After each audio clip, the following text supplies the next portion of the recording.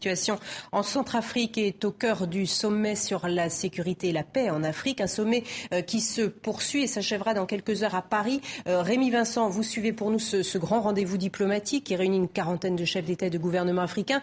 Peut-on d'ores et déjà dresser un bilan de ce sommet ?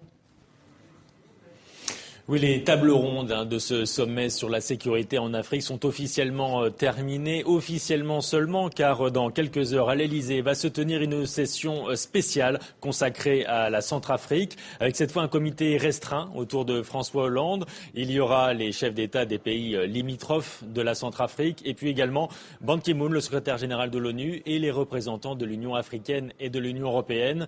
Et avec l'Union européenne et l'ONU, eh bien, on parlera gros sous, comment financer les forces d'intervention africaines sur place en Centrafrique et puis les forces françaises. Mais d'ores et déjà, effectivement, on peut tirer un premier bilan de ce sommet sur la sécurité. La France a clarifié son positionnement. Elle n'a pas vocation à jouer les gendarmes dans la durée en Afrique. C'est aux Africains eux-mêmes de gérer leur propre sécurité avec un commandement intégré pour une force d'intervention rapide. Un nom a été donné, c'est la capacité africaine de réaction immédiate. Une date également a été avancée, 2015. La France a annoncé pouvoir former 20 000 soldats africains par an.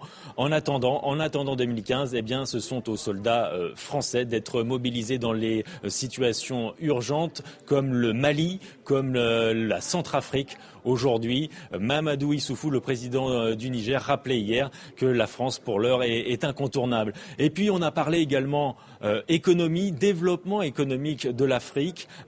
François Hollande a lancé un objectif, le doublement des échanges franco-africains d'ici 2020. Il s'agit de ne pas rater, de ne pas manquer la croissance du continent noir. Merci beaucoup Rémi Vincent pour ce premier bilan de ce sommet.